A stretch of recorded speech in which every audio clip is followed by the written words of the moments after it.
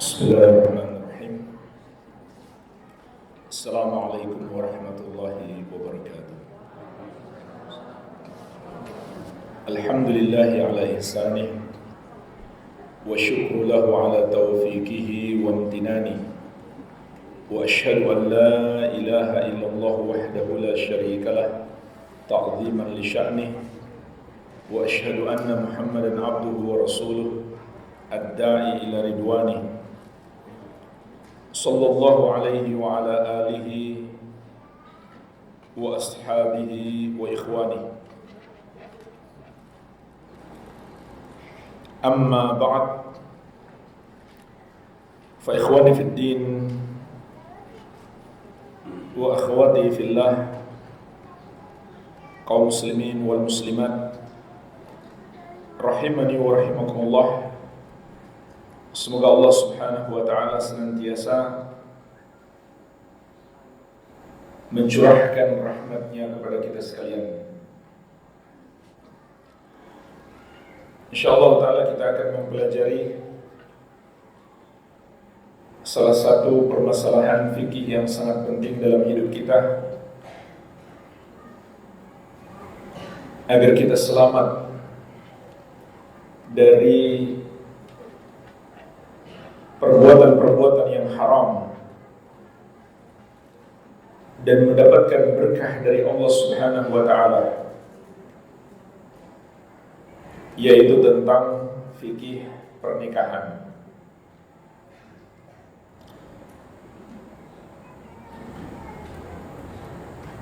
Kita akan meringkas insyaallah pembahasan ini dari kitab Al-Fiqhul Muyassar fi Daw'il Kitabi was Sunnah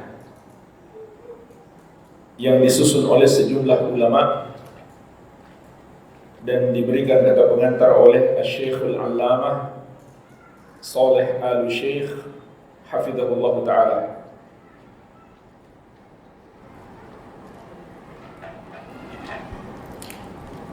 Memasuki bab yang pertama, fin nikah, tentang pernikahan. Ada beberapa permasalahan yang dibahas di bab yang pertama. Permasalahan yang pertama tentang ta'rifun nikah wa adillatu masyru'iyyatihi. Definisi nikah dan dalil disyariatkannya. Secara bahasa, nikah itu artinya adalah ad-dhammu wal jam'u wat tadakhul. Menggabungkan, mengumpulkan, dan saling memasuki. Ini arti nikah secara bahasa. Adapun secara syariat, nikah itu maknanya adalah aqdun yatadammanu ibahata istimta'i kullin minaz zawjin bil akhar 'ala al-wajhil masyru'. Suatu akad yang membolehkan untuk saling menikmati antara suami istri yang sesuai dengan ketentuan syariat. Inilah definisi nikah. Adapun dalil disyariatkannya adalah Al-Quran, As-Sunnah, dan Ijma'. Dalam Al-Quran diantaranya di surat An-Nisa ayat ketiga, fankihu ma taba lakum minan nisa'. Nikahilah wanita yang kamu senangi. Dalam hadis yang diriwayatkan Al-Bukhari dan Muslim dari Ibnu Mas'ud radhiyallahu anhu, Rasulullah sallallahu alaihi wasallam bersabda, "Ya ma'syar syabab, man istata'a minkumul ba'ah falyatazawwaj fa innahu aghaddu lil basar wa ahsanu lil farj. Wa man lam yastati' fa alaihi bisawm fa innahu lahu wija. Wahai para pemuda, barang siapa di antara kalian telah mampu menikah, hendaklah menikah.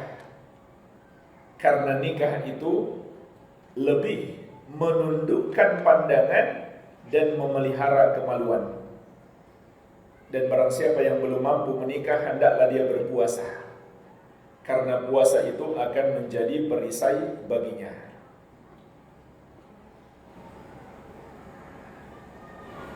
Jadi ini perintah Nabi SAW kepada para pemuda, kalau sudah mampu menikah, hendaklah segera menikah.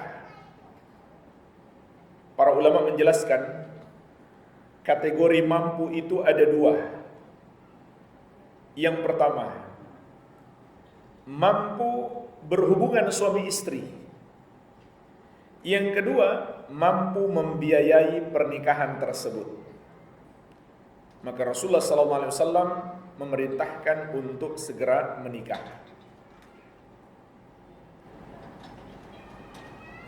Dan ulama juga sepakat akan disyariatkannya nikah. Tidak ada perbedaan pendapat ulama.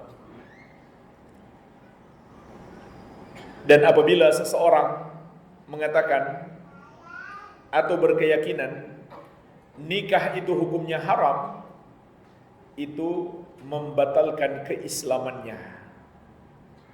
Sebagaimana orang yang berkeyakinan zina itu hukumnya halal, maka Islamnya batal. Sebab menghalalkan apa yang Allah haramkan atau mengharamkan apa yang Allah halalkan adalah kesyirikan dan kekufuran. Karena hanya Allah yang berhak menghalalkan dan mengharamkan. Inilah permasalahan yang pertama, definisi nikah dan dalil-dalil pensyariatannya dari Al-Quran, As-Sunnah, dan ijma' kesepakatan ulama. Permasalahan yang kedua, al-hikmatu fi masyru'iyatin nikah. Hikmah pernikahan. Di sini disebutkan minimalnya ada 5. Yang pertama, i'faful furuj, untuk memelihara kemaluan agar kita tidak terjerumus dalam zina. Ini termasuk tujuan utama pernikahan, sebagaimana dalam hadis Ibnu Mas'ud radhiyallahu anhu yang diriwayatkan oleh Al-Bukhari dan Muslim yang telah kita sebutkan tadi, kata Nabi sallallahu alaihi wasallam, fa innahu aghaddu lil basar wa ahsanu lil farj. Nikah itu lebih menundukkan pandangan dan memelihara kemaluan. Rasulullah sallallahu alaihi wasallam menyebutkan 2 yang perlu dijaga terkait zina, pandangan dan kemaluan. Karena pandangan adalah pintunya, kemaluan adalah puncaknya. Dan dalam Al-Quran juga Allah memerintahkan, kullil mu'minina wa kullil mu'minina yaghuddu min absarihim wa yahfadhu furujahum. Katakan kepada laki-laki yang beriman, hendaklah mereka menundukkan pandangan mereka dan memelihara kemaluan mereka. Juga diperintahkan kepada wanita beriman, wa kullil mu'minati yaghdudna min absarihinna wa yahfadna furujahunna. Dan katakan kepada para wanita yang beriman, hendaklah mereka menundukkan pandangan mereka dan memelihara kemaluan mereka. Menundukkan pandangan artinya tidak melihat kepada lawan jenis yang tidak halal bagi kita. Dan di masa kita ini jemaah sekalian, fitnah pandangan yang akan menjerumuskan kepada zina itu sangat dahsyat. Makanya kata para ulama, termasuk wali Allah yang diberikan karomah di zaman ini adalah seorang pemuda atau seorang wanita muda yang bisa menjaga pandangannya. Apakah pandangannya terhadap lawan jenis di gadgetnya, di medsos, di YouTube, ataukah di dunia nyata? Ini hal yang berat di masa sekarang. Oleh karena itu, ini termasuk karomah yang Allah berikan kepada para wali Allah, orang-orang yang Allah cintai, jika dia bisa menjaga pandangannya. Maka dengan menikah itu lebih membantu kita untuk menjaga pandangan dan memelihara kemaluan. Hikmah yang kedua, husulus sakan wal uns baina zawjain wa husulur raha wal istiqrar. Dapat menggapai ketenangan jiwa, ketentraman batin antara suami istri, serta saling mencintai dan menyayangi. Sebagaimana dalam surat Ar-Rum ayat ke-21, Allah Subhanahu wa taala berfirman, "Wa min ayatihi an khalaqa lakum min anfusikum azwajan litaskunu ilaiha wa ja'ala bainakum mawaddatan wa rahmah." Dan di antara tanda-tanda keagungan dan kebesaran Allah, Allah menjadikan untuk kamu pasangan-pasangan yang berasal dari dirimu sendiri, yaitu dari jenis manusia. Agar kamu, wahai para suami, merasa tenang kepada istrimu, dan Allah jadikan di antara kamu rasa cinta dan kasih sayang. Maka dari itu, orang yang sudah menikah hidupnya akan lebih tenang. Dia akan merasa tentram bersama pasangannya. Itu fitrah. Itu fitrah yang Allah ciptakan pada diri manusia. Dia merasa tenang, merasa tentram apabila dia telah memiliki pasangan. Yang ketiga, hifdzul ansab wa tarabutul qarabah wal arham ba'duha bi ba'din. Untuk menjaga nasab dan keterikatan dalam kekerabatan serta kekeluargaan antara satu dengan yang lainnya, untuk menjaga nasab. Jangan sampai nasab kita itu rusak dengan perzinahan. Begitu pula agar semakin erat hubungan kekeluargaan antara satu dengan yang lainnya dengan adanya pernikahan. Kemudian yang keempat,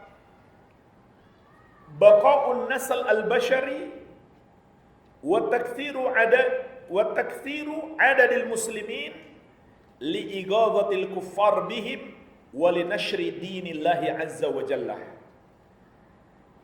Agar keturunan manusia terus berkembang dan agar jumlah kaum muslimin semakin banyak. Oleh karena itu, dalam hadis Ma'qil bin Yasar radhiyallahu anhu yang diriwayatkan Abu Daud, An-Nasa'i dan yang lainnya, Rasulullah sallallahu alaihi wasallam bersabda, "Tazawwajul wadudal waluda fa inni mukatsirun bikumul umam yaumal qiyamah." Nikahilah wanita yang penyayang lagi subur kandungannya, karena aku akan berbangga dengan banyaknya umatku di hari kiamat. Ini di hari kiamat. Pentingnya banyaknya jumlah umat Islam. Di dunia untuk apa? Di sini disebutkan dua hal. Pertama, li'ighadhatil kuffar bihim, agar orang-orang kafir marah terhadap mereka. Perhatikan jemaah sekalian, ini termasuk ibadah, membuat orang kafir marah. Sebagaimana di surat Al-Fath ayat ke-29 Allah menyebutkan tentang para sahabat Nabi Muhammad SAW, liyaghidha bihimul kuffar, agar orang-orang kafir marah terhadap mereka. Maka dari itu, berdasarkan ayat ini, para ulama, termasuk ulama 4 madhab, itu sepakat orang-orang Syiah kafir. Kenapa? Mereka membenci sahabat Nabi Muhammad sallallahu alaihi wasallam. Jadi jangan malah sebaliknya, kita membuat senang orang-orang kafir. Tapi kita buat mereka marah, maksudnya dengan kemuliaan Islam, dengan kekuatan umat Islam. Kemudian yang kedua, walinashri dinillah. Untuk apa? Banyaknya jumlah kita untuk menyebarkan agama Allah Subhanahu wa taala. Artinya, banyak anak kemudian dididik, jangan dibiarkan saja, agar mereka menjadi para dai yang mengajak kepada Allah Subhanahu wa taala. Ini di antara hikmah besar pernikahan. Dan ketahuilah jemaah sekalian, semakin banyak kita hadirkan niat dalam pernikahan, semakin banyak pahala kita. Karena Nabi SAW mengatakan, innamal a'malu binniyat. Amalan-amalan itu tergantung niat. Kalau kita niat menikah supaya kita terjaga dari maksiat, itu satu pahala. Kalau kita tambah niat supaya kita banyak anak, dan anak-anak kita menjadi para penghafal Al-Quran, menjadi para da'i yang mengajak kepada Allah, pahala kita bertambah. Kalau seorang suami niat menikah untuk bisa menafkahi seorang wanita, menjaga seorang wanita, pahalanya bertambah. Jadi, hadirkan niat-niat ini. Semakin banyak niat baik, semakin banyak pahalanya. Dan hikmah yang kelima, al-hifadz 'alal akhlaq minal hubut wat taraddi fi hawiyati zina wal 'alaqat al-mashbuhah. Menjaga akhlak dari kerendahan, yaitu rendahnya perzinahan dan hubungan-hubungan yang tidak jelas, seperti berpacaran, berselingkuh, baik secara online maupun offline. Maka dengan pernikahan kita selamat dari semua akhlak buruk tersebut. Inilah jemaah sekalian, minimalnya 5 hikmah pernikahan. Hadirkan dalam hati kita minimalnya 5 niat ini. Saat kita menikah, maka kita akan mendapatkan pahala yang lebih besar. Kita masuk permasalahan yang ketiga. Hukmun nikah wa ikhtiyaruz zaujah. Hukum nikah dan memilih istri. Hukum nikah itu berbeda-beda antara satu orang dengan orang yang lain. Bisa jadi wajib, sunnah, makruh, mubah, dan haram. Jadi 5 hukum ini bisa berlaku bagi suatu pernikahan. Yang pertama wajib. Bagi orang yang apabila dia tidak menikah, dia khawatir terjerumus zina dan dia punya kemampuan untuk menikah. Dia mampu membiayai pernikahan tersebut, maka wajib atasnya.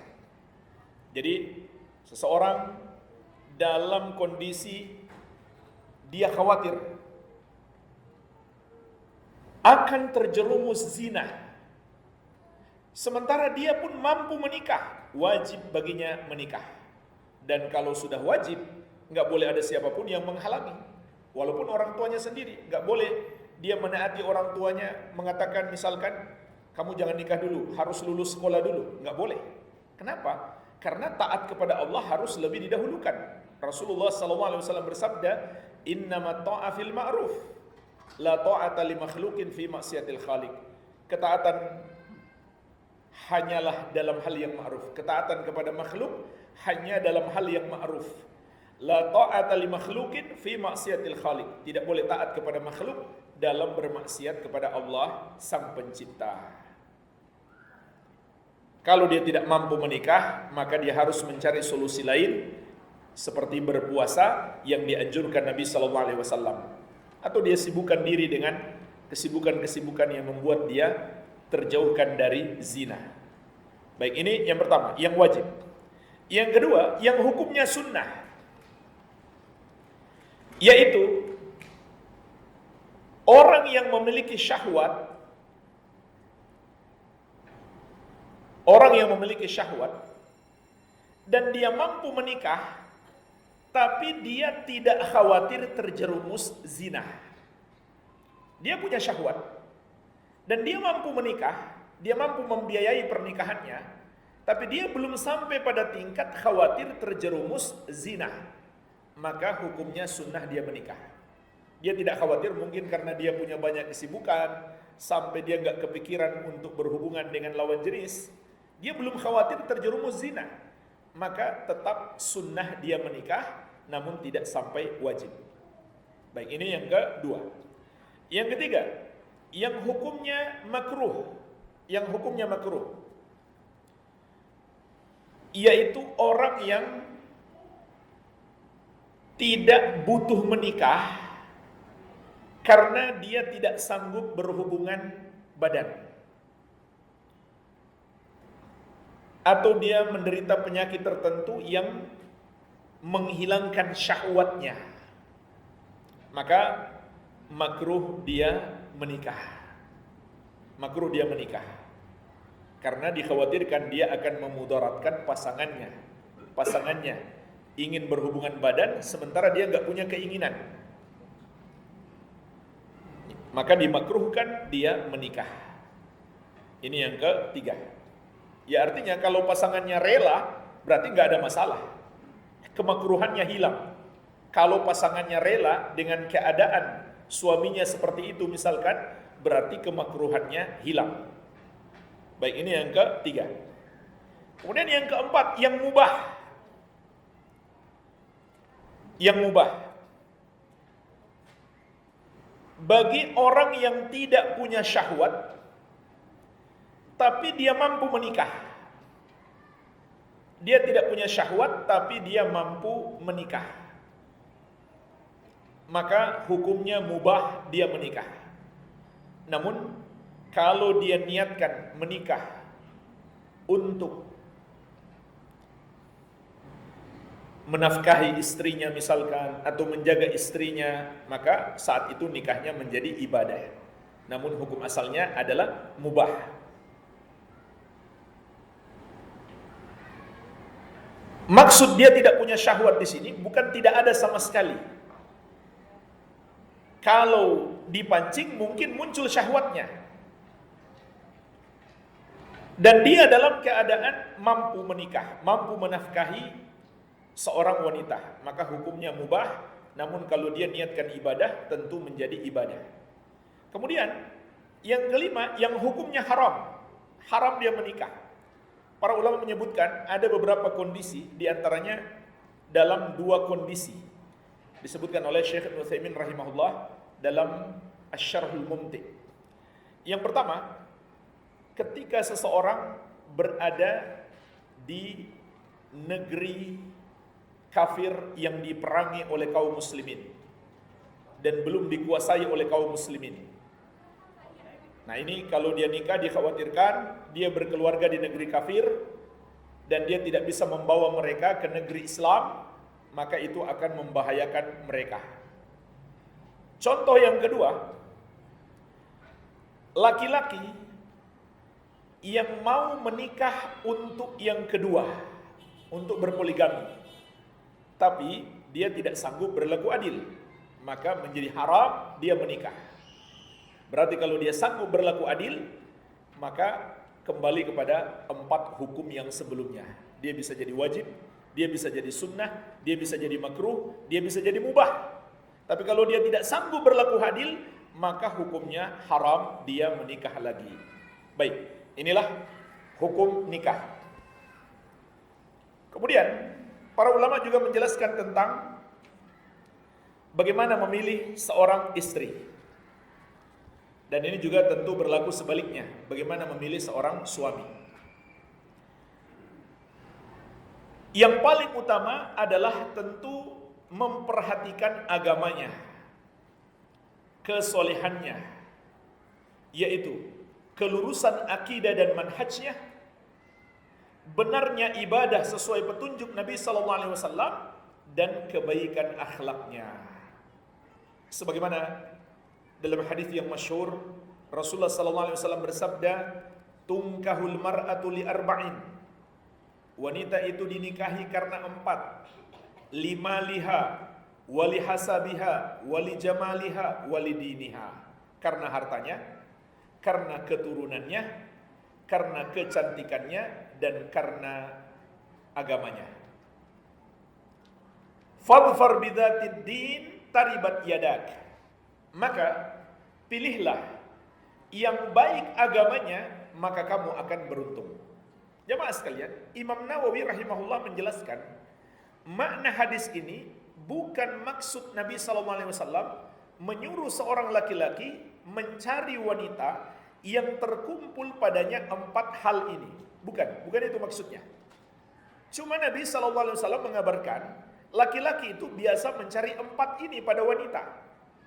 Tapi yang diperintahkan Nabi SAW hanya 1, yaitu fadfar bidzatid din taribat yadak. Pilihlah yang baik agamanya, maka kamu akan beruntung. Namun di sisi lain, ulama juga menjelaskan perlu memilih yang cantik menurut dia. Kenapa? Karena ada sebab lain, bukan berdasarkan hadis ini. Sebab lainnya apa? Untuk lebih melanggengkan hubungan rumah tangga mereka, sebagaimana akan kita sebutkan dalilnya insyaallah taala. Iya. Begitu pula kepada para orang tua yang punya putri. Rasulullah SAW berpesan, "Idza atakum man tardawna dinahu wa khuluquhu fazawwijuhu, illam taf'alu takun fitnatun fil ard aw fasadun 'arid." Apabila datang kepada kalian seorang laki-laki yang melamar putri kalian yang baik agama dan akhlaknya, maka nikahkan dia. Kalau kalian tidak melakukannya, akan terjadi kerusakan, akan terjadi fitnah di muka bumi dan kerusakan yang luas. Jadi Nabi SAW menekankan 2 hal, baik agamanya dan akhlaknya, untuk laki-laki yang melamar putri kita. Padahal jemaah sekalian, akhlak itu kan bagian dari agama juga. Akhlak bagian dari agama. Tapi kenapa Nabi SAW masih mengatakan agamanya harus baik, akhlaknya juga harus baik? Karena beliau ingin memberi penekanan tentang pentingnya akhlak. Sebab bisa jadi ada orang yang agamanya sudah baik, maksudnya akidahnya sudah baik, ibadahnya sudah sesuai petunjuk Nabi SAW, dia tidak berbuat bid'ah, dia tidak berbuat syirik, tapi akhlaknya buruk, dan itu fakta. Dan itu fakta mungkin masih kita dengarkan dan kita lihat hari ini. Ada orang, dia sudah belajar, akidahnya sudah baik, ibadahnya sudah baik, tapi sayang akhlaknya masih buruk.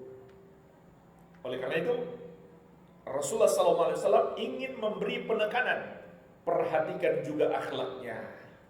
Perhatikan juga akhlaknya.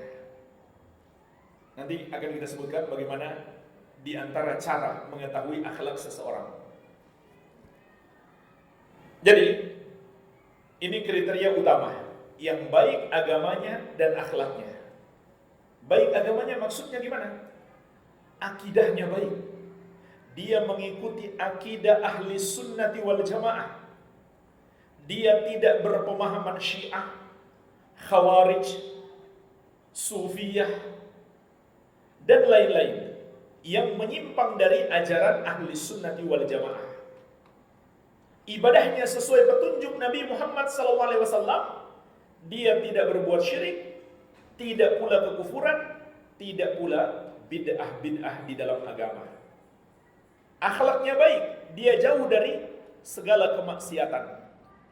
Maka inilah yang baik agamanya dan akhlaknya.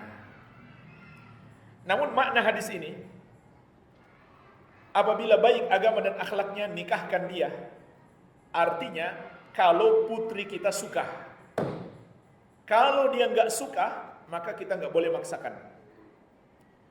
Dan boleh seorang wanita menolak pinangan seorang laki-laki walaupun baik agama dan akhlaknya karena dia tidak suka secara fisik atau dia tidak suka secara materi. Jangan kita mengatakan dia cewek matre. Itu mubah. Hukumnya mubah. Dia menolak pinangan laki-laki yang dia lihat dari segi hartanya dia miskin. Maka mubah bagi seorang wanita menolaknya, tidak ada masalah. Namun yang tercela adalah jika itu yang lebih dia utamakan daripada pertimbangan agamanya. Itu yang tercela. Tapi kalau dia mau dua-duanya nggak ada masalah. Dia mau agamanya baik, akhlaknya baik, begitu pula dari segi penampilannya bagus dan memiliki harta. Itu hal yang tidak tercela. Yang tercela adalah jika dia hanya mementingkan fisiknya, hartanya, dan dia tidak peduli dengan agama dan akhlaknya. Dan ulama juga mengingatkan, jika datang seorang laki-laki yang baik agama dan akhlaknya, dan anak kita suka, lalu kita nggak mau menikahkan, maka itu adalah sebuah kezaliman.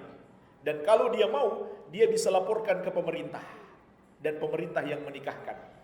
Kalau dia mau, karena itu adalah kezaliman dari orang tua. Dan seharusnya kita yang mencarikan untuk anak-anak kita pasangan yang soleh dan soleha. Jangan biarkan mereka cari sendiri, karena mereka bisa salah menilai.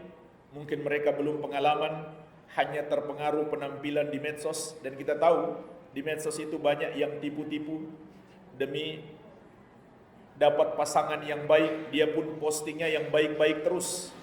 Dia mau cari pasangan yang soleh dan soleha, padahal dia gak begitu orangnya. Dia posting yang berbau agama, padahal itu hanya untuk jebakan kepada orang-orang agar mau menikah dengannya. Maka hati-hati. Baik, ini kriteria utamanya, yang baik agama dan akhlaknya.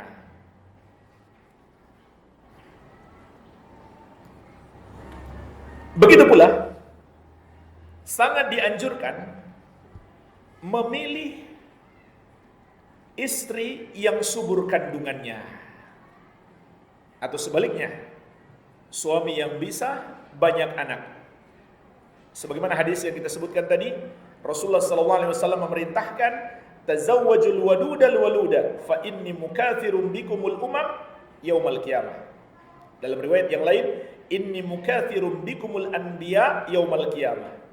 Nikahilah wanita yang penyayang lagi subur kandungannya, karena aku akan berbangga dengan banyaknya umatku di hari kiamat.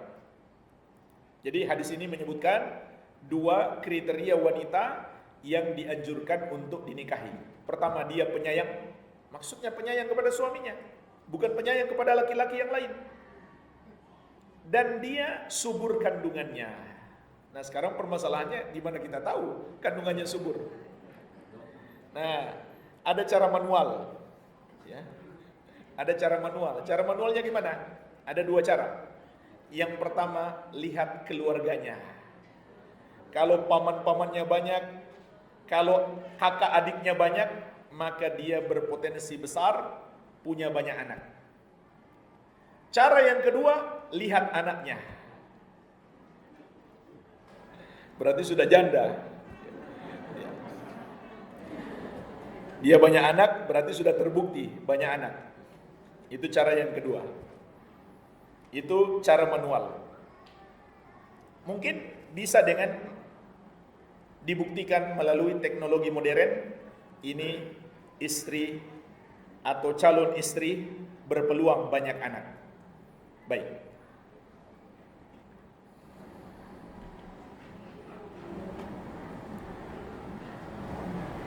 Ini diantara yang dianjurkan untuk dipilih sebagai pasangan kita.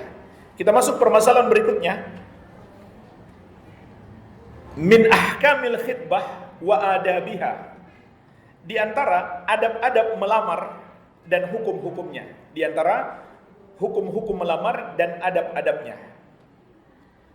Al-khitbah, melamar, artinya adalah idharur raghbah fi zawaj bimra'atin muayyanah wa i'lamu waliyiha bidzalik. Yang dimaksud dengan khitbah atau melamar adalah menampakkan keinginan untuk menikahi seorang wanita dan memberitahukan kepada walinya tentang hal tersebut.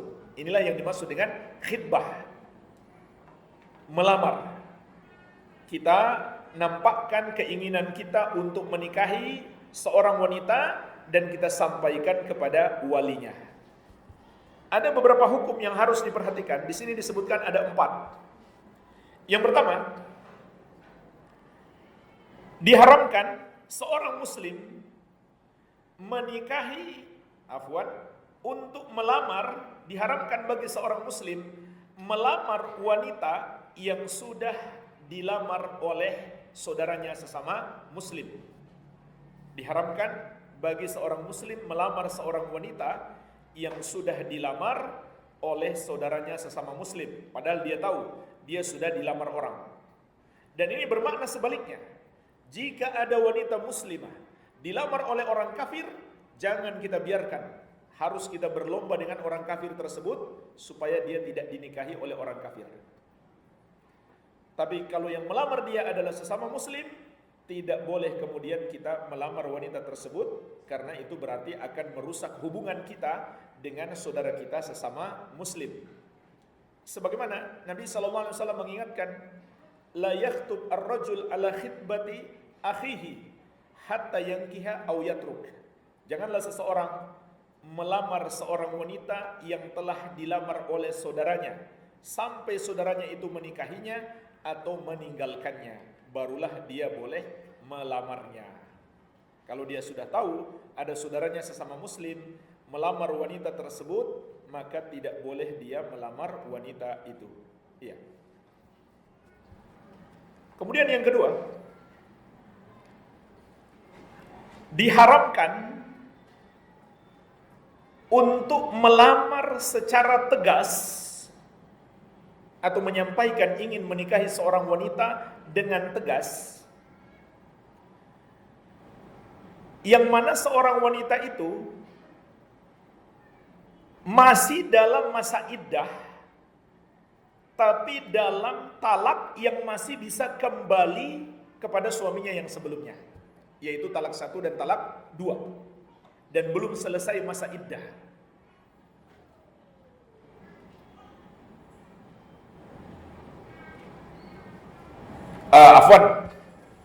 Saya ulangi. Diharamkan untuk terang-terangan melamar wanita yang masih dalam masa iddah dengan perpisahan selamanya. Artinya talak 3, bukan talak 1, talak 2. Ini ralat talak 3. Sudah talak 3, artinya dia sudah nggak bisa kembali kepada suami sebelumnya, atau suaminya sudah wafat tapi dia masih dalam masa iddah. Jadi tidak boleh melamar dia dengan ucapan yang tegas. Akan tetapi boleh dengan isyarat. Sebagaimana dalam surat Al-Baqarah ayat 235. Allah mengatakan, "Wala junaha 'alaikum fima arradtum bihi min khitbatin nisa." Dan tidak ada dosa atas kalian pada lamaran kalian yang berupa isyarat terhadap seorang wanita. Ini berlaku bagi wanita yang berada dalam masa iddah dengan perpisahan selamanya atau tidak bisa kembali lagi kepada suami sebelumnya, yaitu wanita sudah ditalak 3 walaupun belum habis masa iddahnya, atau wanita yang sudah ditinggal mati oleh suaminya walaupun belum habis masa iddahnya, dia boleh dilamar, tapi lamarannya nggak boleh tegas, nggak boleh mengatakan saya ingin menikah denganmu, tapi dia boleh memberikan kata isyarat. Contohnya, wanita sepertimu yang aku suka. Ini boleh. Ya, hikmahnya supaya nggak keduluan orang lain. Jadi dia masih dalam masa iddah, tidak boleh dilamar dengan tegas, tapi boleh diberikan kata isyarat. Iya.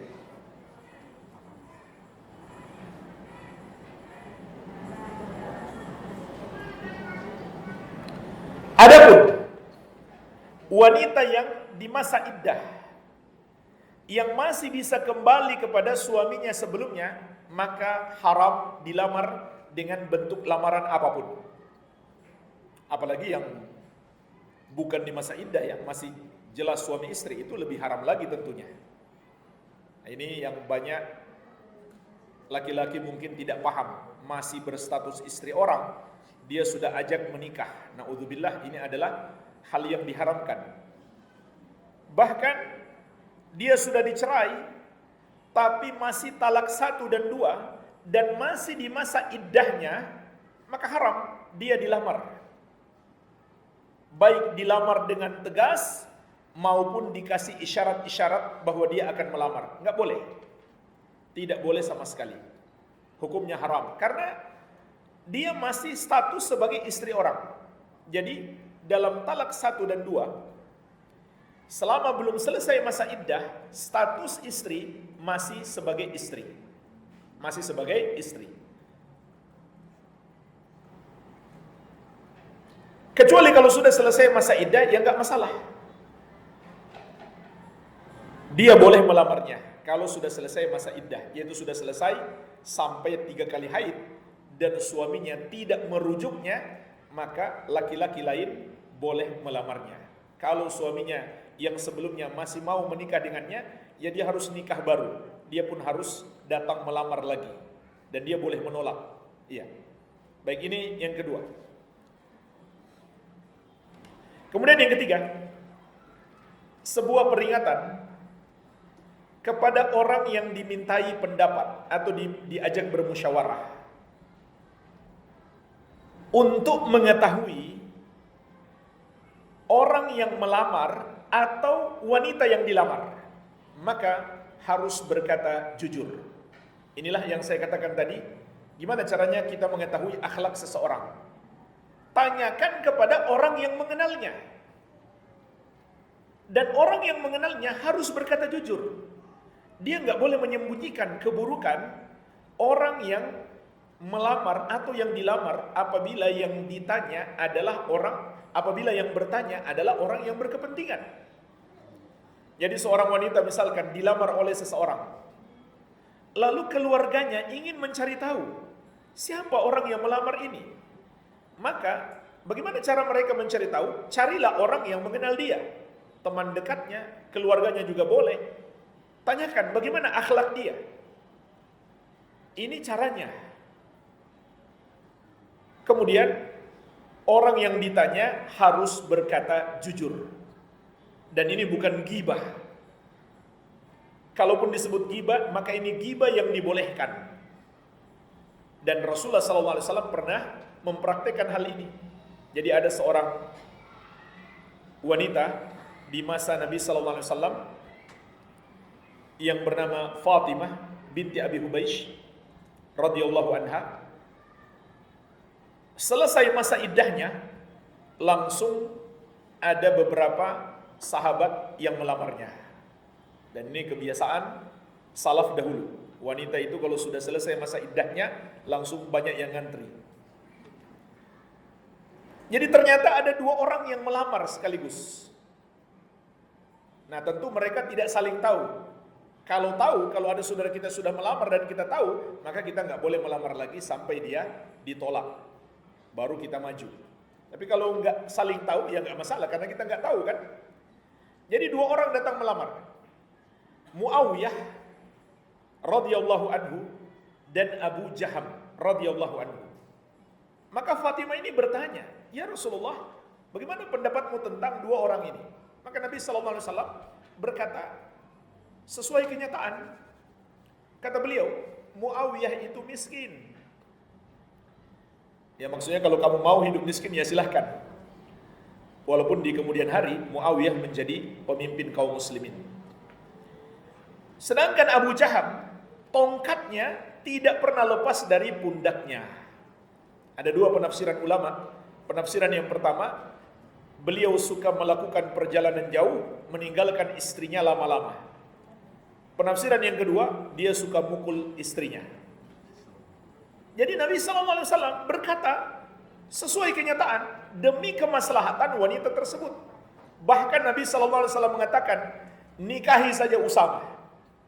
Jadi jangan nikah dengan mereka berdua, salah satu dari mereka berdua. Nikahi saja Usama. Beliau beri syarat, beliau beri saran lain, nggak ada masalah. Ini demi kebaikan wanita tersebut. Jadi ini sebuah peringatan bagi orang yang diajak bermusyawarah, dimintai pendapat tentang yang melamar atau yang dilamar. Dia harus berkata jujur apa adanya. Baik, ini yang ketiga. Kemudian yang keempat, bahwa lamaran itu hanyalah janji untuk menikahi atau menampakkan keinginan untuk menikahi. Artinya bukan pernikahan yang membolehkan laki-laki dan wanita itu menjadi dekat, apalagi sampai berdua-duaan. Maka baru sekedar lamaran, mereka masih tidak punya hubungan apa-apa. Jadi jangan sampai karena sudah lamaran, lalu jalan berdua, berjabat tangan, bersentuhan. Naudzubillah, ini adalah perbuatan dosa. Jadi tetap harus menjaga. Kalau perlu tidak berkomunikasi secara langsung, berkomunikasilah lewat walinya demi menutup pintu-pintu setan. Baik, ini 4 yang harus diperhatikan dalam lamaran. Permasalahan yang kelima, tentang hukum melihat kepada yang dilamar, kepada calon kita. Maka ini disunnahkan, termasuk disunnahkan melihat kepada wanita yang kita lamar, yang hendak kita nikahi. Begitu pula sebaliknya, wanita melihat kepada laki-laki yang melamarnya. Sebagaimana dalam hadis Sahal bin Sa'ad As-Sa'idi radhiyallahu anhu yang diriwayatkan Al-Bukhari dan Muslim. Anna imra'atan ja'at ila Nabi sallallahu alaihi wasallam faqalat ya Rasulullah ji'tu li ahabalaka nafsi. Bahwasanya seorang wanita datang kepada Rasulullah sallallahu alaihi wasallam seraya berkata, "Ya Rasulullah, aku datang untuk menyerahkan diriku kepadamu." Maksudnya minta dinikahi. Fasa'idan nazar ilaiha. Maka Nabi sallallahu alaihi wasallam pun melihat kepada wanita itu. Yang mana sahabat ini selalu melihat Nabi sallallahu alaihi wasallam memalingkan pandangan dari wanita. Tapi kepada wanita ini Nabi sallallahu alaihi wasallam melihat. Maka menunjukkan itu adalah sunnah. Wa sawwabahu tsumma taqta ra'sahu. Beliau melihat dari atas sampai ke bawah, kemudian beliau tundukkan pandangannya. Artinya beliau tidak tertarik kepada wanita tersebut. Jadi nggak ada masalah. Setelah kita melihat calon pasangan kita, lalu kita nggak tertarik, ya nggak ada masalah. Ini menunjukkan bahwa hal ini disunnahkan melihat terlebih dahulu. Begitu pula dalam hadis Abu Hurairah radhiyallahu anhu yang diriwayatkan oleh Imam Muslim.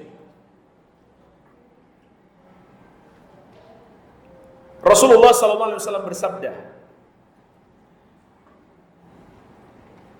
ketika ada seseorang datang kepada Nabi sallallahu alaihi wasallam, kata Abu Hurairah menceritakan terlebih dahulu, kuntu inda Nabi sallallahu alaihi wasallam fa atahu rajulun fa akhbarahu annahu tazawwaja imra'atan minal ansar. Aku pernah berada bersama Nabi sallallahu alaihi wasallam, kemudian datang seseorang dan mengabarkan kepada beliau bahwa dia telah menikahi seorang wanita Ansar. Faqala lahu Rasulullah sallallahu alaihi wasallam, maka Nabi sallallahu alaihi wasallam bersabda, "Anadharta ilaiha? Apakah kamu sudah melihatnya?" Qala la. Kata orang tersebut, "Belum." Qala fadhhab fanzur ilaiha. Kata Nabi sallallahu alaihi wasallam, "Kalau begitu, pergilah dan lihatlah dia, fa inna fi ayunil ansar syai'an." Karena di mata kaum Ansar ada sesuatu. Begitu pula dalam hadis Jabir radhiyallahu anhu yang diriwayatkan Abu Dawud dan yang lainnya.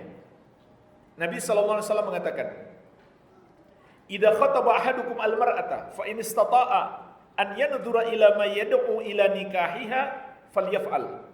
Apabila seorang dari kalian ingin melamar seorang wanita, maka apabila dia mampu melihat sesuatu pada diri wanita tersebut yang menarik dia untuk menikahinya, hendaklah dia lakukan. Lalu kata sahabat Jabir, fakhatabtum ra'atan fakuntu atakhabba laha hatta ra'aitu minha ma da'ani ila nikahiha fatazawwajtuha. Maka aku pun melamar seorang wanita, maka aku bersembunyi di satu tempat sampai aku bisa melihat sesuatu yang dapat menarik aku menikahi dia sehingga aku menikahinya.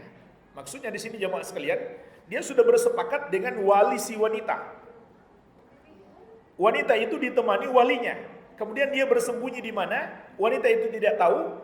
Wanita itu lagi bersama walinya. Kemudian dia melihat wanita tersebut. Maka cara seperti ini dibolehkan. Bukan wanita itu lagi mandi kemudian dia ngintip. Bukan begitu ya. Kemudian apa hikmahnya?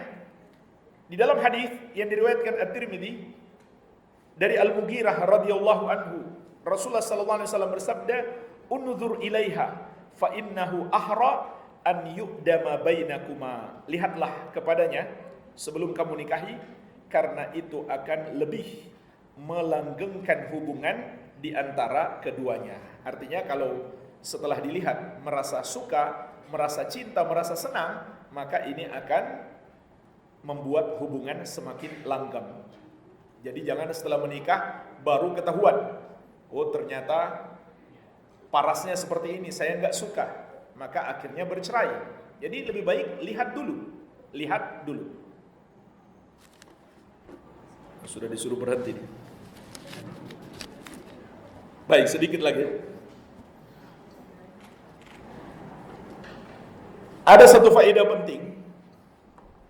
Syekh Ibnu Utsaimin rahimahullah di dalam Asy-Syarhul Mumti menjelaskan bolehnya melihat calon pasangan kita dengan 6 syarat. Syarat yang pertama, tidak boleh berkhalwat, berdua-duaan dengan calon tersebut.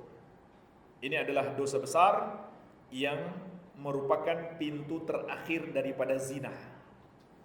Rasulullah sallallahu alaihi wasallam telah mengingatkan, la yakhluwanna rajulun bimra'atin illa wa ma'aha dzu mahramin. Tidaklah seorang laki-laki berdua-duaan dengan seorang wanita, tidak boleh seorang laki-laki berdua-duaan dengan seorang wanita kecuali bersama mahramnya. Juga beliau bersabda, la yakhluwanna rajulun bimra'atin illa kana thalithahuma asy-syaitan. Tidaklah seorang laki-laki berdua-duaan dengan seorang wanita kecuali yang ketiganya adalah setan. Jadi ini yang pertama. Jadi jangan dengan alasan melaksanakan sunnah, melihat calon pasangan lalu mereka berdua-duaan. Ini tidak dibenarkan. Syarat yang kedua, ketika melihatnya tanpa syahwat.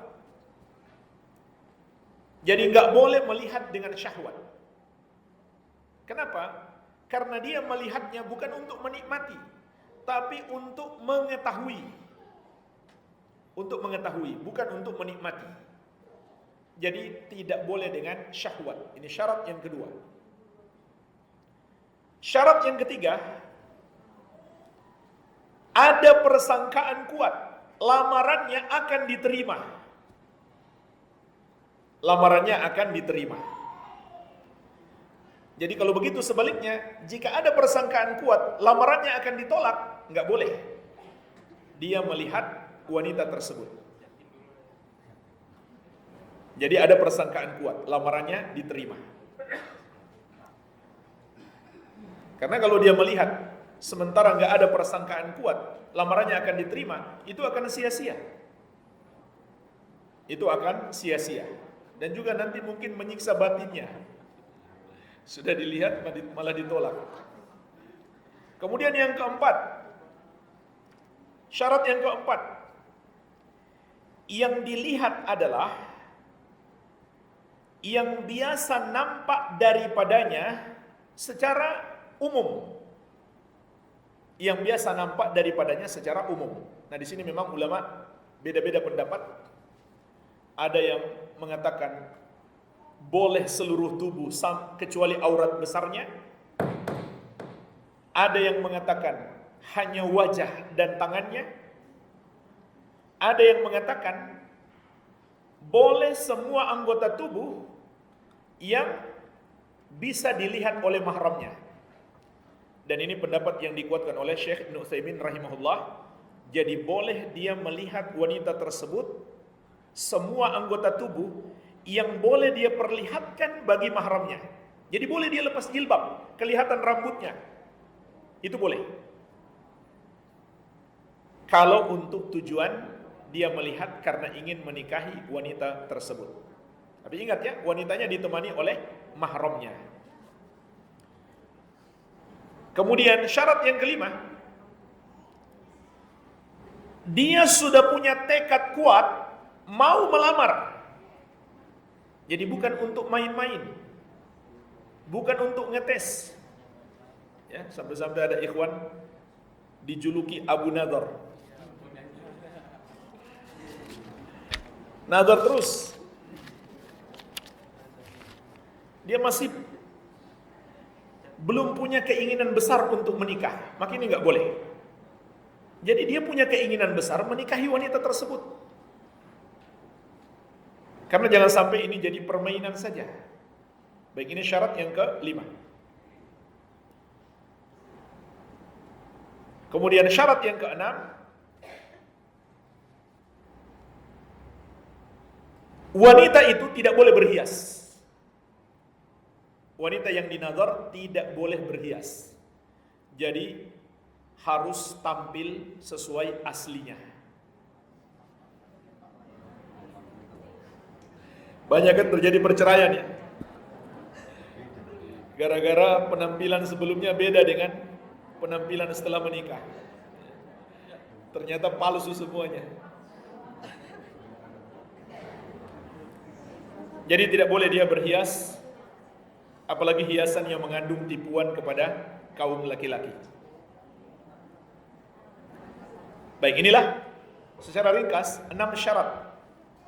6 syarat yang harus dipenuhi dalam nazar. Kita belum selesai bab yang pertama. Masih ada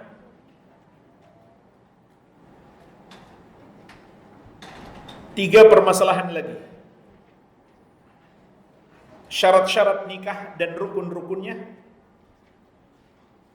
Kemudian para wanita yang haram dinikahi.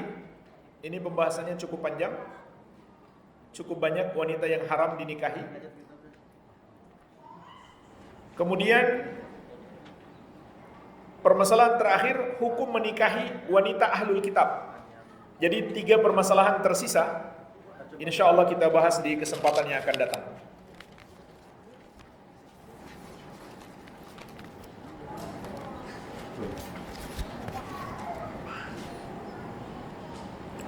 Bismillah. Orang tua atau ibu tidak suka dengan menantu laki-laki, tapi istri berpihak kepada ibunya. Kita lihat dulu, apa sebab ibu tidak menyukai suami daripada putrinya. Kalau itu dengan alasan syar'i, contohnya suaminya ini berakhlak buruk, atau ibadahnya tidak sesuai petunjuk Nabi SAW, atau akidahnya rusak, maka wajar kalau orang tua kita tidak suka dan tidak bisa dipertahankan pernikahan dengan pasangan yang seperti itu. Tapi kalau alasannya tidak sesuai syariat, bahkan bertentangan dengan syariat, contohnya ya ibunya suka berbuat bid'ah, menantunya mengajak kepada sunnah, maka seharusnya seorang istri memahamkan ibunya, berdakwah kepada ibunya, dan sabar menghadapi ibunya. Dan jangan dituruti kalau misalkan diminta untuk berpisah dengan suaminya. Demikian, wallahu a'lam. Suami mengatakan cerai dalam keadaan emosi, sah atau tidak? Kata para ulama, jika dia betul-betul emosi sampai menutupi akalnya, maka tidak sah ucapannya tersebut, karena dia seperti orang yang tidak sadar mengucapkan itu.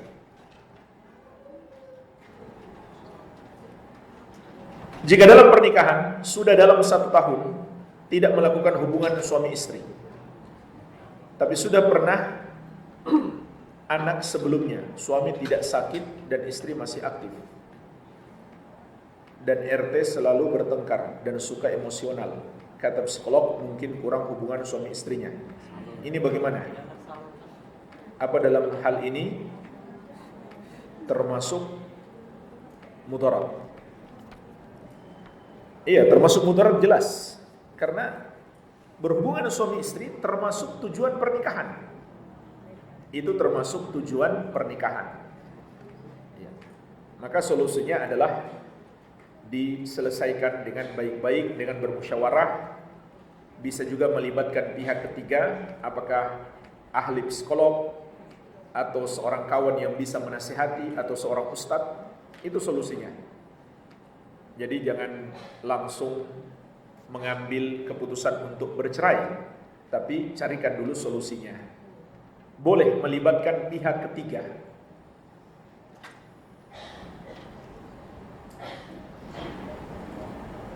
Dan mungkin saja, boleh saja sampai pada tingkat berpisah apabila tujuan pernikahan ini tidak terlaksana dan dikhawatirkan akan menjerumuskan kepada hubungan yang terlarang. Kalau seorang suami atau istri tidak mendapatkan hubungan yang sah, maka dia bisa terjerumus dalam hubungan yang terlarang, sehingga mengharuskan dia untuk berpisah dengan pasangannya tersebut. Wallahu a'lam. Dalam satu keluarga ada yang terindikasi suka sesama jenis dan sering diajak nginap di rumah neneknya yang suka sesama jenis, cucunya laki-laki. Apa yang harus dilakukan? Pacarnya non muslim, ya gak boleh dibiarkan. Kalau sudah tahu dia seperti itu, walaupun masih punya hubungan mahram, tidak boleh dibiarkan. Kita harus menjaga semua anak-anak kita, keluarga kita dari seorang yang sudah tidak normal tersebut. Ini yang pertama. Yang kedua, semua keluarga harus bermusyawarah untuk memikirkan bagaimana menyembuhkan dia, karena itu penyakit dan bisa disembuhkan, dan bisa disembuhkan oleh medis, sebab itu penyakit. Kemudian yang ketiga, dia perlu diberi bimbingan agama. Mungkin bisa mengadakan kajian di rumah, mengundang seorang ustadz misalkan, dan dia dihadirkan. Nah, ini harus diusahakan oleh keluarga. Apakah boleh seorang istri meminta talak 3 kepada suaminya karena alasan syar'i? Begitu juga sebaliknya, apakah boleh seorang suami langsung memberi talak 3 kepada istrinya? Memang langsung talak 3 ini ada khilaf ulama. Pendapat yang benar tidak boleh, tidak jatuh langsung talak 3, melainkan tetap 1, 2, dan 3. Kecuali pagi dia talak 1, sore dia talak 2, besoknya dia talak 3, maka itu berarti talak 3.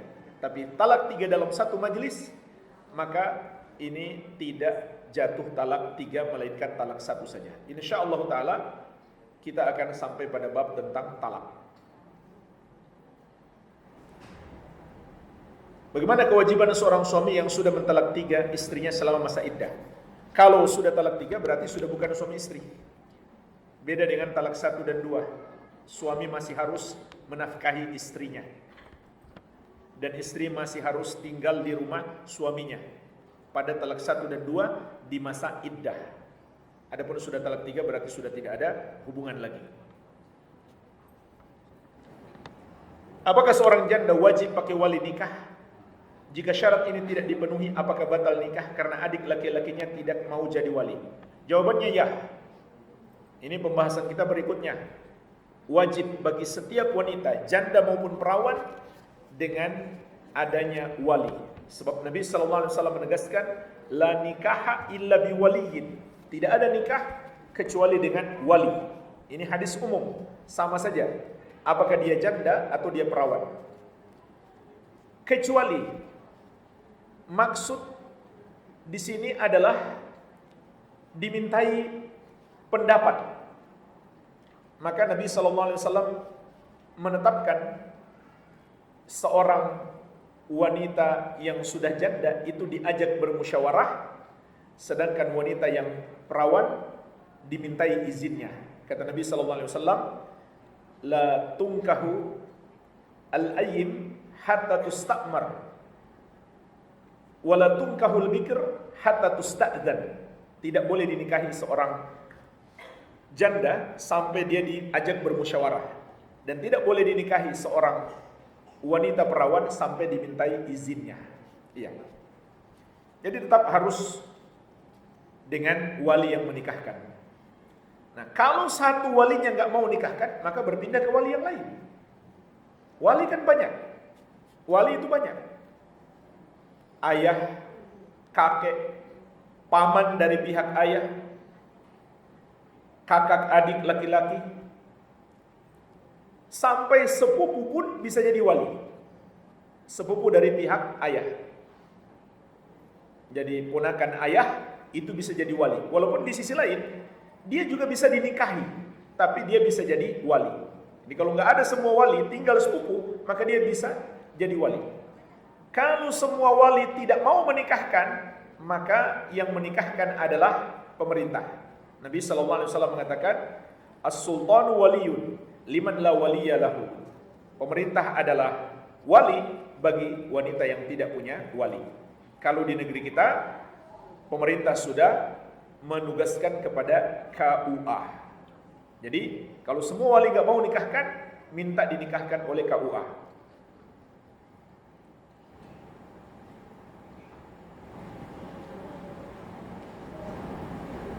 Bagaimana hukumnya menampakkan aurat dengan anak sambung laki-laki? Diperbolehkan atau tidak?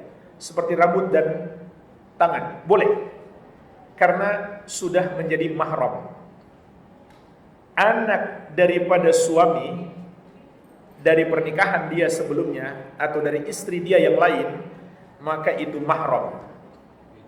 Itu adalah mahram. Tapi tidak antara anak dengan anak. Jadi janda dan duda menikah, masing-masing membawa anak dari pernikahan sebelumnya. Maka anak mereka bukan mahram. Anak mereka dari pernikahan sebelumnya itu bukan mahram. Iya. Insya Allah ini kita bahas juga di pertemuan berikutnya tentang wanita-wanita yang mahram, yang diharamkan untuk dinikahi. Telah terjadi perzinahan dan akhirnya melahirkan anak perempuan.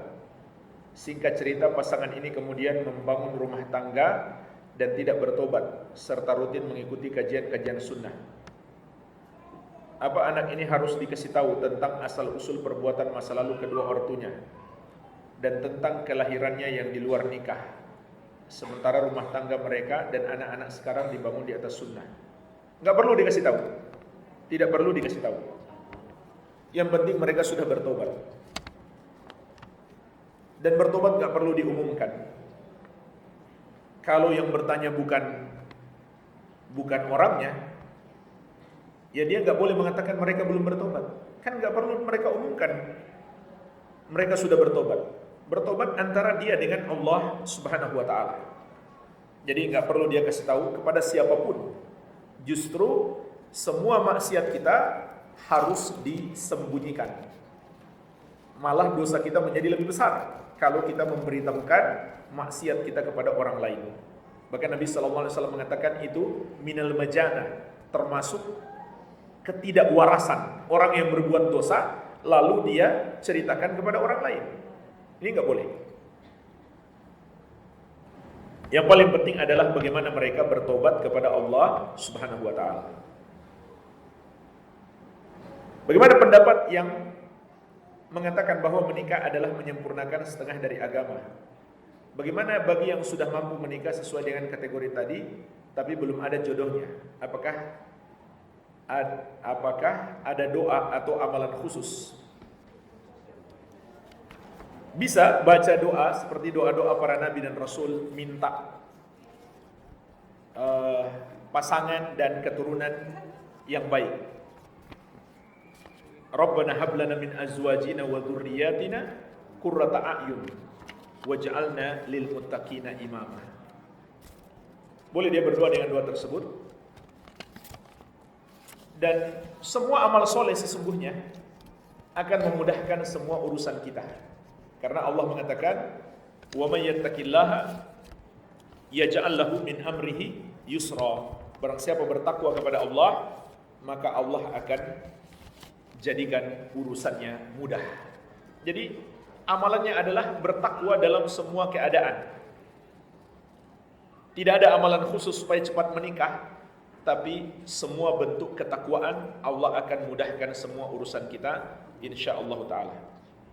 Bagaimana hukumnya jika aurat kita terlihat sama anak sambung, anak tiri, dan batasan mana saja aurat kita yang boleh terlihat sama anak laki-laki sambung, anak tiri tersebut? Ini sama ya, ini boleh. Batasannya adalah seperti batasan untuk semua mahram. Apa batasannya? Tempat perhiasan. Ini berlaku untuk mahram kita juga, yang lain. Untuk adik laki-laki, kakak laki-laki, termasuk ayah, sama. Tempat perhiasan. Tempat perhiasan di leher kalung, berarti leher ke bawah itu nggak boleh lagi. Jadi nggak boleh kita menyusui walaupun di depan mahram kita. Ini termasuk kesalahan banyak ibu-ibu. Bahkan di depan bukan mahram pun mereka anggap biasa menyusui anak. Jadi nggak boleh. Leher ke bawah nggak boleh. Leher ke atas tidak masalah. Tempat perhiasan kaki adalah di bawah betis. Maka di atas betis nggak boleh lagi. Jadi nggak boleh pakai celana pendek di depan anak laki-laki kita. Walaupun bukan anak sambung, ini anak laki-laki kita sendiri, tetap nggak boleh. Kecuali dia masih kecil sekali, belum ngerti aurat. Tapi kalau dia sudah mumayyiz, sudah mulai ngerti aurat, nggak boleh. Begitu pula tempat perhiasan di lengan.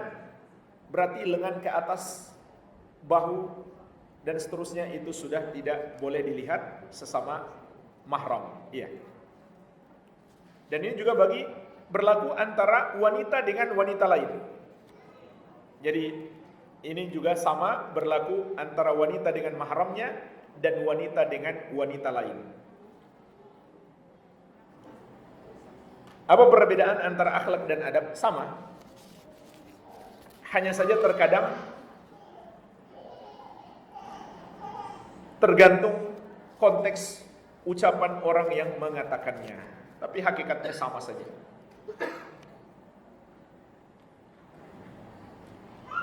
Salah satu sahabat saya belum menikah, sudah berumur di atas 40 tahun. Beliau orang Batak.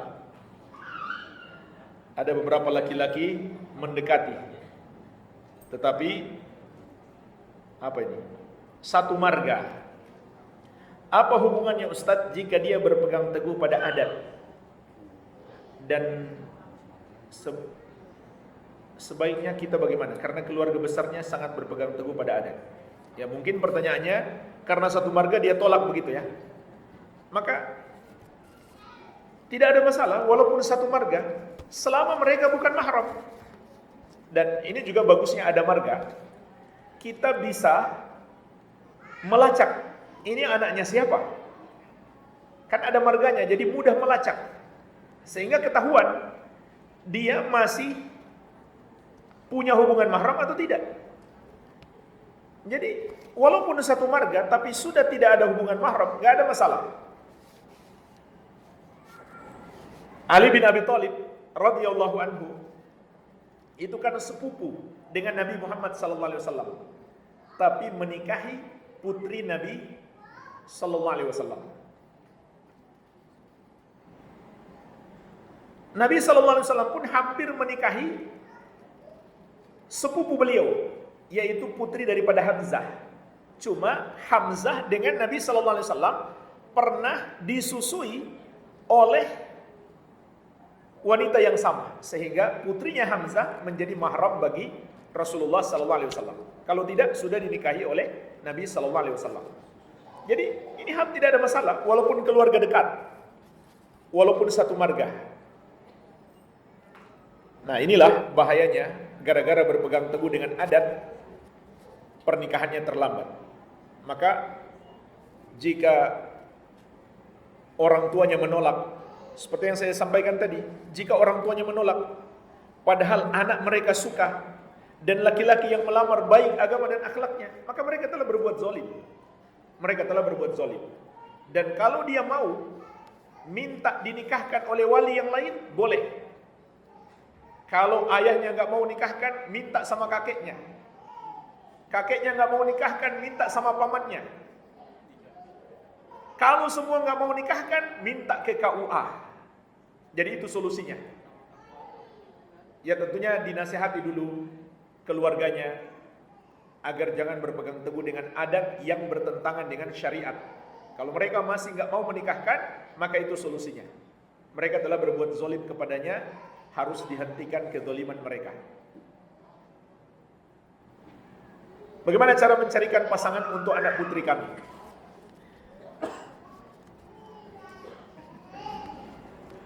Boleh minta dicarikan oleh orang yang mengenal laki-laki tersebut. Dan orang yang kita minta itu, dia paham agama. Sehingga ukuran utama dia menilai adalah dari segi agamanya. Ini cara yang baik. Boleh juga kita cari sendiri. Seperti dulu Umar bin Khattab radhiyallahu anhu menawarkan putrinya untuk Abu Bakar. Kenapa? Karena Umar kenal betul siapa Abu Bakar. Jadi urusan umurnya, urusan dia sudah punya istri atau belum, itu belakangan. Yang penting dia tahu kesolehannya. Itu ukurannya. Maka Umar menawarkan kepada Abu Bakar. Nah, sebelumnya bahkan Umar menawarkan kepada Utsman. Tapi Utsman menolak karena dia belum ingin menikah, dia masih sedih dengan kematian istrinya. Lalu dia tawarkan kepada Abu Bakar. Abu Bakar diam saja. Umar marah. Kemudian Rasulullah SAW melamar Hafsah bintu Umar. Barulah Abu Bakar bicara. Saya mohon maaf, bukan saya nggak mau terima, tapi saya sudah dengar Rasulullah SAW mau melamarnya. Makanya saya diam saja. Kalau Rasulullah SAW nggak jadi, maka saya yang akan melamarnya. Jadi kita carilah orang yang soleh untuk anak kita. Syekh Muhammad bin Jamil Zainu rahimahullahu ta'ala, ulama kita di masa ini, ketika beliau ingin mencarikan suami untuk putrinya, apa yang beliau lakukan? Beliau memperhatikan semua murid-muridnya. Kebetulan beliau guru, seorang ulama di Makkah. Maka beliau duduk di masjid dan memperhatikan solat murid-muridnya. Solat yang dia perhatikan, yang beliau perhatikan.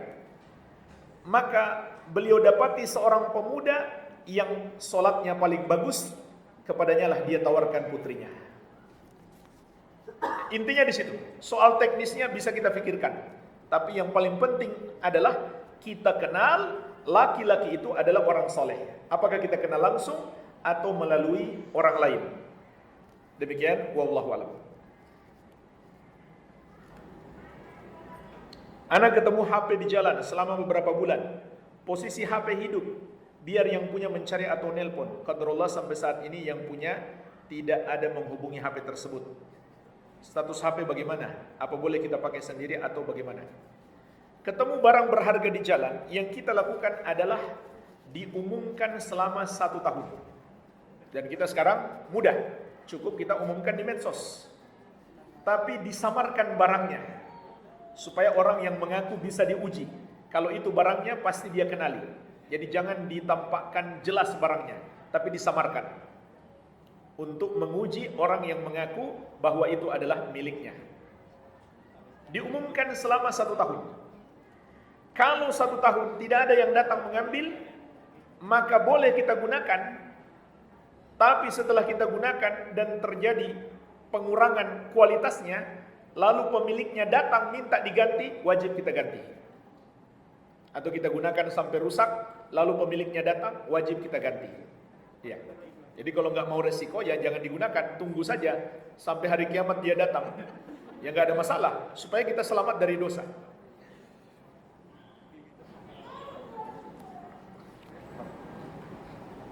Kalau dalam masa iddah talak, bagaimana cara kembali sebagai suami istri? Apa masih akad lagi atau ada cara lain?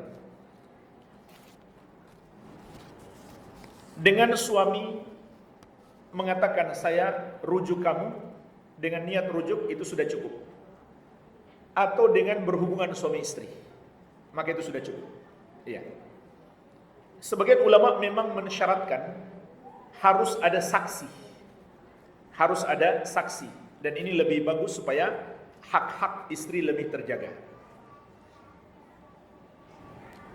Sudah ada panggilan haji dari pemerintah, tetapi suami belum mau berangkat dengan alasan baru pindah kerja dan melarang istrinya untuk berangkat tanpa dirinya. Apakah diperbolehkan istri berangkat tanpa izin suami? Boleh dengan syarat itu haji pertamanya, haji yang wajib. Yang kedua ada mahram yang menemani.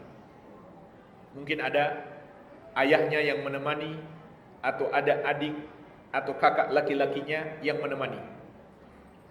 Kalau tidak ada yang menemani, mahramnya, maka wanita itu belum status wajib berhaji. Karena status wajib berhaji adalah mampu. Dan mampu bagi wanita harus ada mahramnya. Ya. Kenapa boleh? Walaupun suami melarang. Karena haji itu wajib. Ketaatan kepada Allah harus lebih diutamakan. Beda dengan haji yang kedua, yang hukumnya tidak lagi wajib. Maka harus lebih menaati suami daripada haji yang kedua. Kalau haji yang pertama, sama dengan kita mau puasa. Puasanya wajib bulan Ramadan.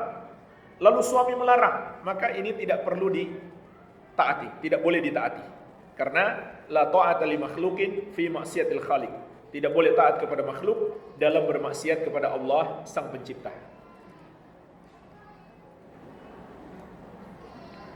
Rasulullah SAW menganjurkan kita untuk menikahi perawan. Namun ada keutamaan besar menikahi janda. Itu janda yang seperti apa? Jadi ceritanya, sahabat Jabir radhiyallahu anhu menikahi janda. Maka Nabi SAW mengatakan kepadanya, kenapa enggak perawan? Tulaibuha wa tu'alibuka, sehingga kamu bisa bercumbu dengannya. Maka sahabat Jabir menceritakan, karena saya punya banyak saudara perempuan. Dan ketika ayahnya wafat, memberi wasiat kepadanya untuk menjaga saudara-saudara perempuannya. Jadi kata beliau, saya khawatir kalau saya nikahi wanita perawan, wanita yang muda, nanti akan bertengkar dengan saudara-saudara perempuan saya. Maka saya nikahi janda supaya dia bisa membimbing saudara-saudara perempuan saya. Nah itulah, sudah paham kan mengapa beliau memilih menikahi janda. Iya. Karena ada satu maslahat terkait dengan saudara-saudara perempuannya, dia khawatir bertengkar dengan istrinya. Kalau dia sudah janda, mungkin umurnya sudah lebih tua, dia sudah lebih berpengalaman, dia bisa membimbing adik-adik iparnya. Iya. Bagaimana sikap kita sebagai orang tua dalam menghadapi atau menyikapi seorang anak gadis kita yang ingin dinikahi oleh seorang laki-laki yang sudah punya istri, poligami. Dengan kata lain, orang tuanya tidak setuju. Ya kembali kepada hukum-hukum yang telah kita jelaskan tadi. Jika baik agama dan akhlaknya dan putri kita setuju dan kita melihat karena baik agama dan akhlaknya dia akan berlaku adil dan putri kita mau menikahi, ya sesuai dengan perintah Nabi sallallahu alaihi wasallam seharusnya dinikahkan. Karena itu perintah Nabi sallallahu alaihi wasallam. Tapi kalau anak kita tidak setuju, Karena dia yang mau menikah, maka sebagai orang tua kita nggak boleh memaksakan.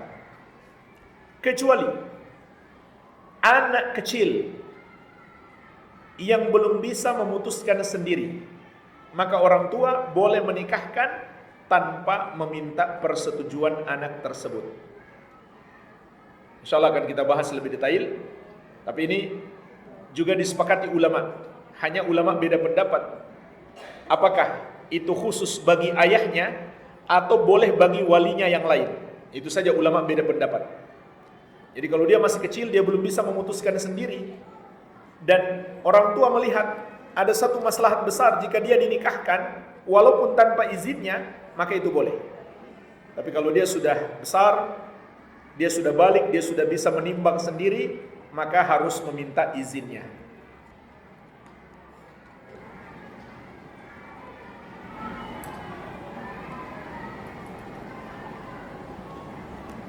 Kemudian pengecualian lagi, jika orang tua melihat ada laki-laki lain yang lebih bagus agama dan akhlaknya, ya nggak apa-apa, dia tolak laki-laki yang sebelumnya karena ada laki-laki lain yang mau juga melamar kepada anaknya yang lebih baik agama dan akhlaknya, maka ini tidak mengapa. Tapi kalau hanya karena alasan nggak mau anaknya dipoligami, maka ini bukan alasan syar'i, bukan alasan syar'i.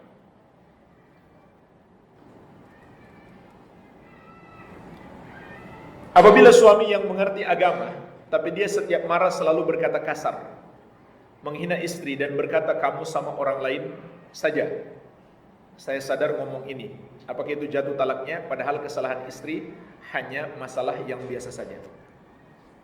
Ini disebut talak kinayah, artinya kata-kata kiasan, tidak dengan kata tegas. Maka kata kiasan seperti ini membutuhkan niat. Artinya kalau dia niat talak, jatuh talak. Kalau tidak, maka tidak. Namun perlu saya ingatkan, masalah-masalah seperti ini hendaklah diputuskan di pengadilan agama. Jadi jangan bertanya di majelis ilmu, Ustadz, bagaimana status saya dengan suami saya? Sudah jatuh talak atau belum? Karena ini perlu pendalaman, harus mendengarkan dari kedua belah pihak. Nggak bisa hanya dengan sebuah pertanyaan singkat. Oleh karena itu, untuk status talak atau tidak, maka hendaklah ini diselesaikan di pengadilan agama. Jangan minta fatwa saja, itu tidak cukup. Ya, para ulama kita umumnya nggak mau menjawab kalau pertanyaannya status masih suami istri atau tidak, karena ini harus dipelajari lebih dalam, harus dihadirkan kedua belah pihak. Jadi seharusnya ini diselesaikan di pengadilan agama. Iya. Namun kalau secara umum, secara hukum tadi seperti itu. Kata-kata yang bersifat kiasan, kalau dia tidak niat menceraikan, maka tidak jatuh talak. Kalau ada perjanjian tertulis antara suami dan istri, pada saat dia menikah, dia setuju dengan yang ada di perjanjian itu. Tapi suami melanggar janji tersebut, bolehkah istrinya tetap menjalankan perjanjian yang telah disepakati? Walaupun setelah belakangan ini suami tidak memperbolehkan. Selama perjanjian itu tidak bertentangan dengan syariat, maka seharusnya tetap dijalankan. Karena Nabi SAW mengatakan al-muslimuna ala syurutihim. Kaum muslimin terikat dengan syarat-syarat yang telah mereka sepakati. Tapi kalau bertentangan dengan syariat, maka harus dibatalkan. Dan juga walaupun tidak bertentangan dengan syariat, tapi suami istri sepakat untuk membatalkan. Ya, misalkan istrinya membuat syarat, saya mau dinikahi, tapi saya nggak mau tinggal di kota lain, maunya tinggal di kota ini. Lalu akhirnya mereka bersepakat untuk membatalkan syarat itu, maka tidak ada masalah. Maka sebaiknya dalam hal ini dilihat sejauh mana maslahat dan mudaratnya. Sejauh mana maslahat dan mudaratnya. Jadi mana yang lebih maslahat, itu yang dilakukan. Tapi tidak mengapa kalau seorang istri tetap berpegang teguh dengan syaratnya selama tidak melanggar syariat. Wallahu alam, semoga bermanfaat. Lebih dan kurangnya saya mohon maaf. Wabillahi taufik. Subhanakallahumma wa bihamdika asyhadu an la ilaha illa anta astaghfiruka wa atubu ilaik. Wa sallallahu ala nabiyyina Muhammadin wa alihi wasallam. Wa akhiru da'wana anil hamdulillahi rabbil alamin. Wassalamualaikum warahmatullahi wabarakatuh.